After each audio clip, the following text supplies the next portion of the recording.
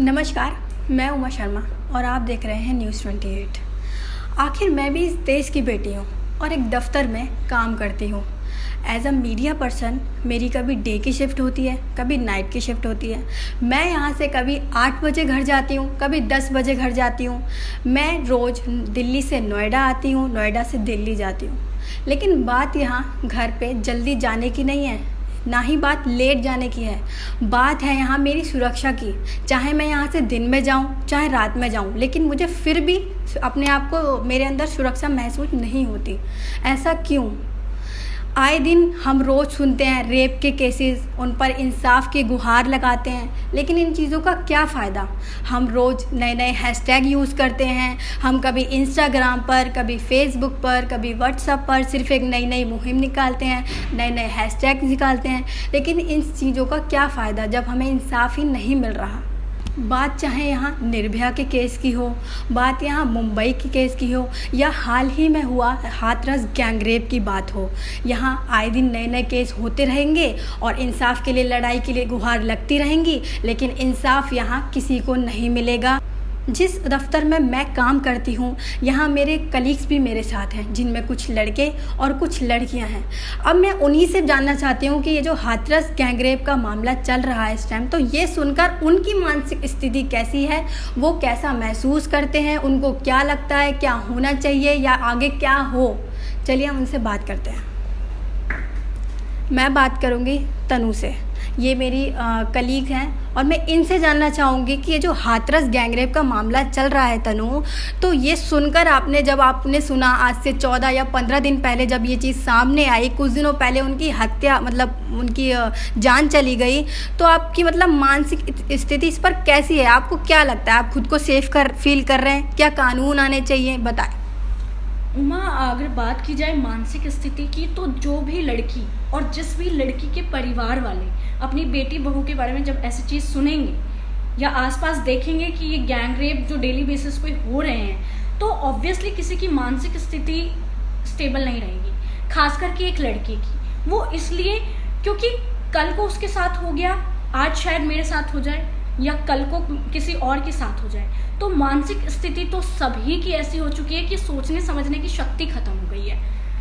हम लोग कहीं पर भी सेफ नहीं हैं, not even public place, not even private place, हम कहीं भी नहीं हैं। लेकिन इसके लिए हम लोग क्या कर रहे हैं? सिर्फ और सिर्फ सरकार से गुहार लगा रहे हैं कि कुछ ऐसा कानून पास हो, स्ट्रिक्ट लॉज पास हो, जिससे कि हम महसूस कर सके और जो ये रेपिस्ट है इनके अंदर एक डर भय हो सके, ताकि ये चीज़ें ना हो। हम कब तक ऐसे ही अपने आप को सहम के, अपने आप को डरा के, धमका के, अपने आप को समझा के ऐसे ही बैठ जाएंगे? कब तक से बात अब कानून की है कि कानून आना चाहिए। कल योगी आदित्यनाथ ने एक ट्वीट किया था। उन्होंने उसमें ये लिखा कि उदाहरण ऐसा बोला कि हम ऐसा उनका घमंड तोड़ेंगे, ऐसा दंड देंगे उन्हें कि ये एक उदाहरण पैदा करेगा। तो वो क्या लगता है आपको? किस तरह से वो सजा की बात कर रहे हैं? कौन सा दंड? कब टूटेगा घमंड? योगी जी के ट्वीट करने से अगर घमंड टूटता तो अब तक तो टूट गया होता, अब तक तो कानून पास हो गया होता और फांसी की सजा मिल चुकी होती। ट्वीट करने से तो उसको इंसाफ नहीं मिलेगा ना, कानून पास करने से इंसाफ मिलेगा। तो कब आएगा कानून? बेटी की तो जान चली गई, बेटे की जान चली गई। डेली रेप केसेस हो रहे हैं और आगे भी होते रहेंगे। आगे इसलिए होते रहेंगे क्योंकि अब तक सरकार कानून लाने में बिल्कुल असफल रही है, सफल ही नहीं रही है, और आगे भी ऐसी चीजें होती रहेंगी। ट्वीट करने से यहाँ कुछ नहीं होने वाला है।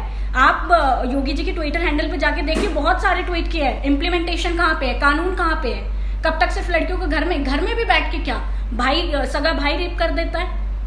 तो एक कानून तो होना चाहिए ना, जिससे कि हम लोग सेफ महसूस कर सके। और इंडिया में ही ऐसा स्ट्रिक्ट लॉ अब तक नहीं आ पा रहा है।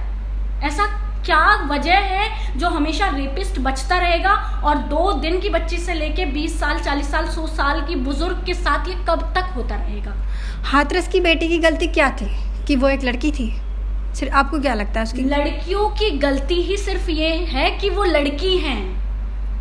और लड़कियां क्यों? आजकल तो लड़कों के साथ भी इतना सेक्सुअल असॉल्ट सामने आ रहा है। बात लड़कियों की इसलिए है क्योंकि लड़कियां डेली बेसिस पे ये फेस कर रही हैं, वो सेफ नहीं हैं। इसलिए हम लोग सिर्फ एक कानून की मांग कर रहे हैं कि सिर्फ एक कानून ऐसा लाया जाए जिससे कि हम लोग सेफ फील करें।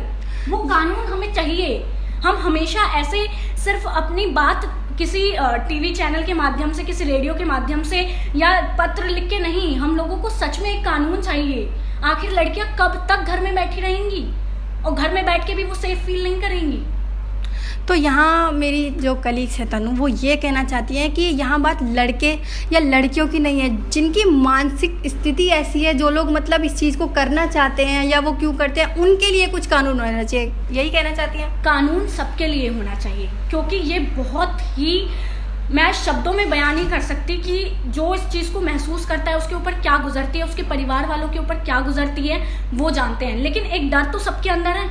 आखिर हम भी किसी की बेटी हैं, हम भी किसी की बहुएं हैं, डर तो सबके अंदर है। तो अभी जो हमारा निर्भया केस हुआ था आज से 8 साल पहले, उसके गुनहगारों को सज़ा मिली है अब 8 साल बाद। तो इतना लेट हमारा कानून काम कर रहा है। कानून काम कर रहा है, 8 साल बाद काम कर रहा है। उसके पीछे कितना निर्भया की माँ लड़ी है, वो सिर्फ वो जानती है कि वो 8 साल तक अपनी बेटी के इंसाफ के लिए लड़ी।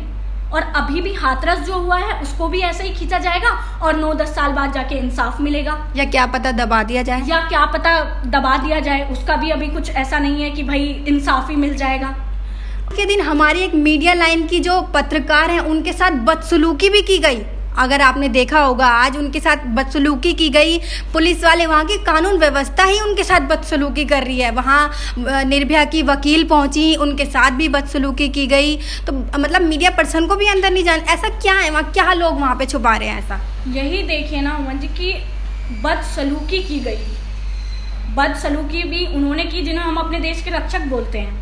और महिला पत्रकार हो या महिला वकील हो या कोई भी हो, महिला महिला है, उसका सम्मान देना हम लोगों का कर्तव्य है कि हमें उसको सम्मान देना है। और वहीं पे अगर कानून प्रशासन अगर इस तरीके से करेगा तो वो तो वहाँ भी महफूज नहीं है। तो फिर ये रेप केसेस तो छोड़ ही दीजिए।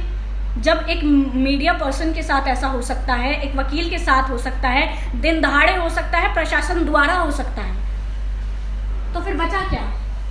तो यहाँ तनु बस यही कहना चाहती हैं कि कोई ऐसा सख्त कानून हो जो ज़रूरी नहीं है कि सिर्फ बड़े रेप करने वालों को ही सज़ा मिले। जो लोग कुछ लड़कियों पे कमेंट भी पास करते हैं, आते जाते, हुआ होगा आपके साथ भी ऐसा कभी हुआ? हर एक लड़की के साथ ऐसा होता है।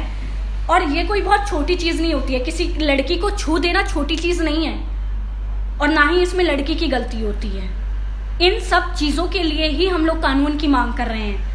बात बड़े रेप छोटे रेप की नहीं होती, बात छोटे कपड़े बड़े कपड़ों की नहीं होती। बात सिर्फ यहाँ पे ये है कि आखिर कब तक ऐसे ही चलता रहेगा? कब तक जो एक लड़की भीड़ में है, पुलिस प्रशासन उसके साथ ऐसा कर देगा? और कब तक आधी रात को अंतिम संस्कार कर दिया जाएगा? आखिर कब तक कि वो अपनी बेटी को आखिरी बार देख भी नहीं सकते? हम ऐसे देश में रह रहे हैं जहाँ नवरात्रों में पूजा की जाती है, जहाँ बेटियों को पूजा जाता है, घर में कन्या जिमाई जाती हैं, और फिर उनके साथ पब्लिक प्लेस पे हाथापाई हो जाती है। बड़ी से बड़ी तो ले लीजिए, छोटी छोटी बच्चियों को भी ये लोग छोड़ते नहीं है। वैसे कन्या जमाते हैं, लड़कियों की पूजा करते हैं, उनके पैर छूते हैं, लेकिन साथ ही साथ छोटी से बड़ी से लेके बुजुर्ग तक, मतलब ये लोग किसी को छोड़ते नहीं है। इसका बस एक ही समाधान है कि जल्द से जल्द एक अच्छा कानून पास किया जाए। हम सबके हित में एक कानून आए जिससे कि हम महफूज अपने आप को समझ सकें, और बहुत जल्द ये चीज़ हो। हम रोज़ रोज़ इन सब चीज़ों पे अब बहस नहीं कर सकते हैं। तो यहाँ अब मैं आगे बात करती हूँ अपनी दूसरी कलीग से। तो स्तुति, आप मुझे बताइए कि आप भी अपने घर रोज़ यहाँ से अपने घर जाती हैं, तो या कभी बहुत अंधेरा भी हो जाता होगा आपके घर के पास, कभी कोई होता भी नहीं होगा, या आपको ऑटो नहीं मिलता होगा, या रिक्शा नहीं मिलता होगा कभी कभी। तो मतलब क्या लगता है आपको कि आप, जैसे लड़के होते हैं, हाँ भाई चले जाएंगे, बुला लिया, तो क्या लगता है आपको? आप मतलब डरती हैं या क्या, कैसे? मतलब सहमति तो हर लड़की है। अगर कोई भी लड़की रास्ते में अकेले होगी या कहीं पे अकेले जा रही होगी तो हर लड़की का दिल धक धक करता है, हर लड़की डरती है अपने आप में। पर बात यही है कि सबकी मेंटालिटी की बात है। जो जैसा होगा वो वैसा सोचेगा और वो वही चीज़ करेगा। मैं नहीं कहती सारे लड़के ऐसे होते हैं या सब ऐसे, लड़कों के साथ भी, जैसे इन्होंने कहा कि लड़कों के साथ भी सेक्सुअल असॉल्ट होते हैं, वो भी इस चीज़ों के शिकार होते हैं। लेकिन बात यहाँ पे सिर्फ मेंटालिटी की। और रही बात डर की, तो डरते तो सभी है, और इस डर का सिर्फ यही एक उपाय है, एक यही सॉल्यूशन है कि एक अच्छा कानून पास कर दिया जाए जिसकी वजह से हम थोड़ा सा सेफ फील कर सकें। तो आपको ये लगता है कि क्या लड़कियों को बचपन से ही डराया जाता है, तुम लड़की हो, तुम बाहर नहीं जाओगी, तुम भाई को लेके जाओ, तुम पापा को लेके जाओ, तुम इतने बजे घर आ जाओ, तुम बाहर जॉब मत करो, यहाँ मत जाओ, वहाँ मत जाओ। तो बचपन से ही हमको ये, और लड़कों हमारे जैसे खुद के भाई या किसी मतलब घर में ऐसा होता है, लड़कों को बोलते हैं तू बेटा है, तू जा, रात को आ, कोई बात नहीं। तो मतलब ये परिवार के ऊपर भी होता है, परिवार भी लड़के की मेंटलिटी को चेंज कर सकता है। एग्जैक्टली आपने बहुत सही बात बोली कि हमें बचपन से सिखाया जाता है, बचपन से समझाया जाता है कि भाई तुम लड़की हो, तुम अकेले बाहर नहीं जाना भाई पापा को। लेकिन आप ये बताइए, जब अपनी लड़की एक अपने ही घर में सेफ नहीं है तो वो बाहर भाई पापा को ले जाके क्या करेगी? मैम हमारे यहाँ की मार्केटिंग हेड है और आगे हम मैम से बात करेंगे। तो मैम आप एक मीडिया पर्सन हैं, आप रात को यहाँ से रोज़ जाती हैं, तो आप मेट्रो से सफ़र भी करती हैं, आगे ऑटो, ई रिक्शा या जो भी आप जैसे भी जाती हैं। तो क्या आपको कभी कभी लगता है कि आप मतलब घर जाने में आपको डर लग रहा है, जैसे बहुत रात हो जाती है, कुछ आपको दिखाई नहीं देता सवारी या मतलब जो भी चीज़, तो आपको होता है माइंड में कभी कि जैसे मतलब बताइए कुछ? देखिए होता तो है, ऐसा नहीं कहूँगी कि नहीं होता है, बिल्कुल होता है। अक्सर ऑफिस से निकलते निकलते रात हो जाती है और मैं मेट्रो से ट्रैवल करती हूँ, तो ऑफिस से मेट्रो तक मुझे ई रिक्शा में जाना होता है। कई बार संशय ऐसा आता है, रात हो जाती है, अंधेरा होता है और कुछ नहीं मिल रहा होता है। जब कुछ रैंडम इस तरीके से अरेंज करके जाना पड़ता है तो घबराहट तो होती ही है, ये नहीं बोलूँगी कि डर लगता है, मगर हाँ घबराहट तो होती ही है। दिल में एक धक धक लगी रहती है कि कब मेट्रो पहुँचूँगी। और मैं नोएडा से दिल्ली और दिल्ली से नोएडा ट्रैवल करती हूँ और सुबह और शाम दोनों ऑड आवर्स में ट्रैवल करती हूँ, तो मेरे लिए तो ये बहुत ही ज़्यादा चिंता का विषय है। अभी कुछ दिनों पहले हाँ हाथरस का मतलब आप सुना होगा आपने, जो चल रहा है गैंग रेप केस हुआ है यहाँ पर, तो आप ये सुनकर आपकी मानसिक स्थिति कैसी है कि मतलब कोई कानून आना चाहिए, क्या होना चाहिए, इस पर कैसे सज़ा उन्हें मिलनी चाहिए? कानून तो बिल्कुल आना चाहिए। देखिए ये हमारा देश है, ठीक, जितने लड़के इस देश के वासी हैं लड़कियां भी उतनी ही हैं। देश खाली पुरुषों से तो नहीं बनता है ना, स्त्रियां भी बहुत ही अभिन्न भाग है इस देश का। तो अगर हम ही अपने देश में सेफ नहीं करें, ये तो ऐसा ही हो गया ना जैसे अपने घर में हम खुद ही सुरक्षित महसूस न करें, हमें अपने ही घर में रहने से डर लगे, तो देश भी हमारा अपना ही है। अगर हमें इसमें रहने से, सुबह शाम अगर निकलने से डर लग रहा है, तो फिर ज़रूर इसमें कुछ ना कुछ कानून को आना चाहिए, बदलाव होना चाहिए।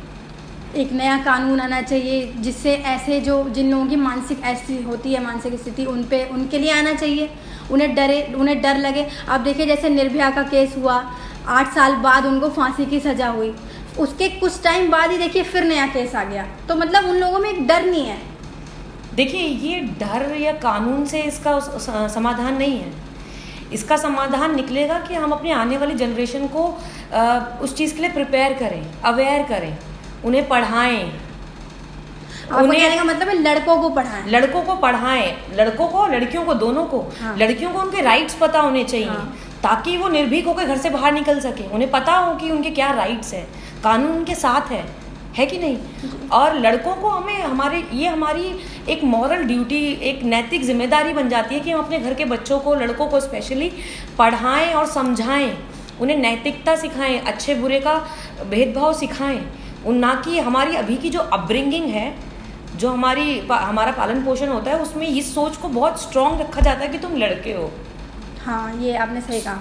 ये बहुत हमें हमेशा से हमारे लालन पालन में ना लड़के और लड़कियों में भेद किया जाता है। हमारी भारतीय सभ्यता में मतलब हमें बचपन से ये बोला जाता है कि तुम लड़की हो, तुम लड़की हो। तो हाँ, बल्कि हम लोगों को ये समझना चाहिए, हमें अपने बेटों को समझाना चाहिए कि तुम लड़के हो। हाँ। तुम्हारी जिम्मेदारी डबल है। लड़कियों को कमज़ोर फील कराने की जगह हमें लड़कों को समझदार बनाना चाहिए कि वो समझ सकें कि वो ऐसा कोई भी अपराध करके किसी की ज़िंदगी ख़राब कर रहे हैं और किसी और की नहीं, अपनी भी ख़राब कर रहे हैं। हमें उन्हें ये सिखाना चाहिए बचपन से कि तुम दोनों बराबर हो हमारे लिए, जितना लड़का उतनी लड़की। पता है, मुझको लगता है कि 2020 में ना स्लोगन बदल देना चाहिए। बेटी बचाओ बेटी पढ़ाओ को बदल के ना बेटे पढ़ाओ सम्मान सिखाओ होना चाहिए। ये आपने बिल्कुल सही कहा। 2020 में हमारा स्लोगन अब यही बनकर रहेगा, बेटों को पढ़ाओ और उन्हें औरतों का सम्मान सिखाओ। एग्जैक्टली। अगर हम अपनी अपब्रिंगिंग को थोड़ा इम्प्रूवाइज़ कर लेंगे, थोड़ा नहीं एक्चुअली बहुत की ज़रूरत है, हम अपनी अपब्रिंगिंग को इम्प्रूवाइज़ करेंगे, उसमें सुधार लाएंगे, अपनी सोच में सुधार लाएंगे, तो जनरेशन हमारी आने वाली बहुत समझदार है। बचपन से हमको ये बोल देते हैं तुम छोटे कपड़े मत पहनो, तुम लड़की हो, लड़के तुम्हें कमेंट मारेंगे, ये करेंगे। तो यही चीज़ अब इसमें बदलाव आना चाहिए। बिल्कुल, हमें बल्कि लड़कियों को ये सिखाने और बताने की जगह कि वो लड़कियां हैं, उन्हें पता है वो लड़कियां, नेचर ने बनाकर भेजा है, प्रकृति रूप से उन्हें नारी बनाया गया, उन्हें पता है कि वो लड़की हैं। हमें अपने बेटों को सिखाना चाहिए कि वो लड़के हैं, उनकी जिम्मेदारी सिर्फ उनकी माँ और बहनों की तरफ नहीं है, उनकी घर की महिलाओं की तरफ नहीं है, बल्कि उनके आसपास मौजूद हर महिला की तरफ है। जिस दिन हमारे देश की पुरुष जनरेशन ये समझ लेगी, उस दिन इस रेप और गैंग रेप जैसी समस्याओं में बहुत सुधार आ जाएगा।